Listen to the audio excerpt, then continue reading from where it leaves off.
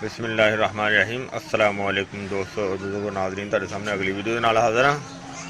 अज जिहड़ा तुसीं देख रहे हो तुहाडे सामने एक बड़ा ही ज़बरदस्त ते बहुत ही अच्छा नुस्खा मेरे एक दोस्त ने शेयर किया सी और मैं सोचा कि मैं अपने दोस्तां भरावां अगे इनू बड़े अच्छे तरीके नाल जिहड़ा ना वो शेयर कर दियां, क्योंकि शेयर करना सदका जारी है। जिस तरह कि मैं तुहाडे सामने वीडियो की शक्ल दे विच शेयर कर रहा वां, तो मेरे सारे दोस्तां भरावां अगे ये रिक्वेस्ट है कि तुसीं ये वीडियो नू अच्छी तरह ज़्यादा तो ज़्यादा शेयर करियो और लाइक करियो और चैनल जिहड़ा है वो देसी पंसार टीवी उन्होंने सबसक्राइब लाजमी करियो और नाल जिहड़ा बैल का बटन है वो दबा देना, ताकि अगे आने वाली जिहड़ी नवी वीडियो है तुहानूं आसानी और जल्दी मिल सके। जिहड़ा तुहाडे सामने 3 चीज़ों का मरकब है, यह कुश्ता बनाना है नीला, एंड इस चीज़ का कुश्ता बनाना है, कुश्ता नीला।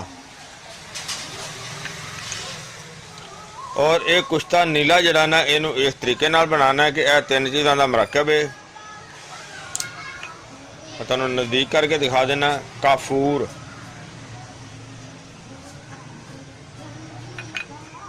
और यह नीला, और तीसरी चीज़ है बंदक हिंदी।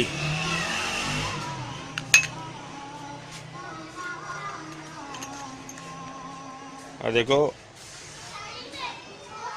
बंदक हिंदी। और इन्हां दा हुण वजन किन्ना किन्ना लेना है? वजन इहदा 1 तोला और इहदा वजन भी 1 तोला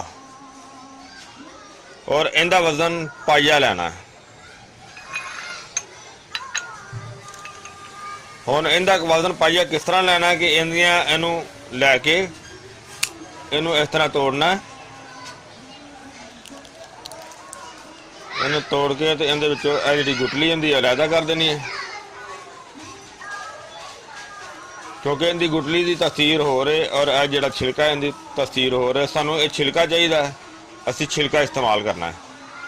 और छिलके का वजन तुसी 1 पाइया लेना है, उन्होंने सुका के तो उन्होंने अच्छी तरह उनका पाउडर बना लेना है।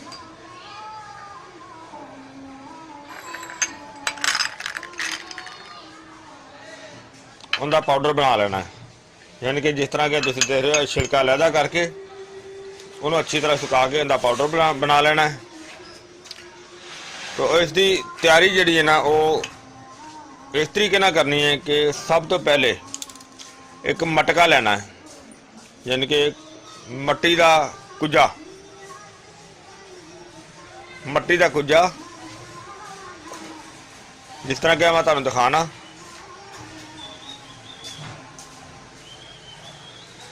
तुहाडे सामने मट्टी का कुजा, वैसे तुहानूं एक बतौर सैंपल ही दिखाने लगे, लेकिन तुसीं इससे छोटा भी लै सकते हो जिंदे विच पाइया पाउडर पूरा आ जाए। तो थोड़ा जिहा वड्डे साइज़ का, लेकिन मट्टी का लेना है। और उस दे अंदर सब तो पहले जिहड़ा पाउडर है बनाना है, इहदे 2 हिस्से कर देने ने, और जिहड़ा काफूर है इहदे भी 2 हिस्से कर देने ने, और जिहड़ा साडा नीला है ये 1 हिस्से च रहेगा। यानी कि जदों असीं इहनूं बनाना है, सब तो पहले असीं इहदे विच पा देना है बंदक का पाउडर। जिहड़ा बंदक हिंदी पाउडर जिहड़ा असीं बनाना है, अद्धा पाउडर असीं थल्ले पा देना, ਅੱਧਾ ਪਾਊਡਰ ਥੱਲੇ ਪਾ ਕੇ ਉਹਨੂੰ ਇਸ ਤਰ੍ਹਾਂ ਹੱਥ ਦੇ ਨਾਲ ਅੱਛੀ ਤਰ੍ਹਾਂ ਉਹਦੀ ਤਹਿ ਬਿਠਾ ਦੇਣੀ ਹੈ। ਉਸ ਤੋਂ ਬਾਅਦ ਦਰਮਿਆਨ ਦੇ ਵਿੱਚ ਕਫੂਰ ਦਾ ਪਾਊਡਰ ਜਿਹੜਾ ਨਾ ਉਹ ਅਸੀਂ ਉਹਦੇ ਵਿੱਚ ਦੇਣਾ। ਦਰਮਿਆਨ 'ਚ ਉਹ ਰੱਖ ਦੇਣਾ, ਉਹਨੂੰ ਹੱਥ ਨਾਲ ਅੱਛੀ ਤਰ੍ਹਾਂ ਜਾਂ ਚਮਚ ਨਾਲ, ਕਿਉਂਕਿ ਚਮਚ ਇਸ ਤਰ੍ਹਾਂ ਵਿੱਚ ਸਿੱਧਾ ਜਾਂਦਾ ਨਹੀਂ, ਹੱਥ ਜਿਹੜਾ ਪੁੱਠਾ ਕਰਕੇ ਨਾ ਇਸ ਤਰ੍ਹਾਂ, ਤੇ ਇਸ ਤਰੀਕੇ ਨਾਲ ਦਬਾਇਆ ਜਾ ਸਕਦਾ। ਉਸ ਤੋਂ ਬਾਅਦ ਜਿਹੜਾ ਸਾਡਾ ਨੀਲਾ ਹੋਏਗਾ, ਬੜੇ ਇਹਤਿਆਤ ਦੇ ਨਾਲ ਦਰਮਿਆਨ ਦੇ ਵਿੱਚ ਨੀਲੇ ਨੂੰ ਰੱਖ ਦੇਣਾ। ਨੀਲੇ ਨੂੰ ਰੱਖਣ ਤੋਂ ਬਾਅਦ ਉਹਨੂੰ ਨਹੀਂ ਛੇੜਨਾ। ਜਿਹੜਾ ਬਾਕੀ ਕਫੂਰ ਸਾਡਾ ਹੋਏਗਾ ਉਹ ਕਫੂਰ ਉਹਦੇ ਉੱਤੇ ਪਾ ਦੇਣਾ।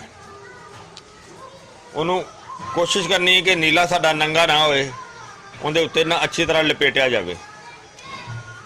ਉਹਨੂੰ ਕਵਰ ਕਰਨ ਦੇ ਨਾਲ ਬਿਲਕੁਲ ਅੱਛੀ ਤਰ੍ਹਾਂ ਕਵਰ ਕਰਕੇ, ਤੇ ਬਾਕੀ ਜਿਹੜਾ ਸਾਡਾ ਬੰਦਕ ਦਾ ਪਾਊਡਰ ਹੋਏਗਾ ਉਹ ਉਹਦੇ ਉੱਤੇ ਪਾ ਦੇਣਾ। ਯਾਨੀ ਕਿ ਉਹਨੂੰ ਅੱਛੀ ਤਰ੍ਹਾਂ ਜਿਹੜਾ ਨਾ ਉਹ ਇਸ ਤਰ੍ਹਾਂ ਉਂਗਲੀਆਂ ਦੇ ਨਾਲ ਦਬਾ ਲੈਣਾ ਬਿਲਕੁਲ ਚੰਗੀ ਤਰ੍ਹਾਂ। ਉਹ ਸਾਡੀਆਂ ਚੀਜ਼ਾਂ ਜਿਹੜੀਆਂ ਸਾਰੀਆਂ ਉਹ ਇਸਤੇਮਾਲ ਹੋ ਗਈਆਂ।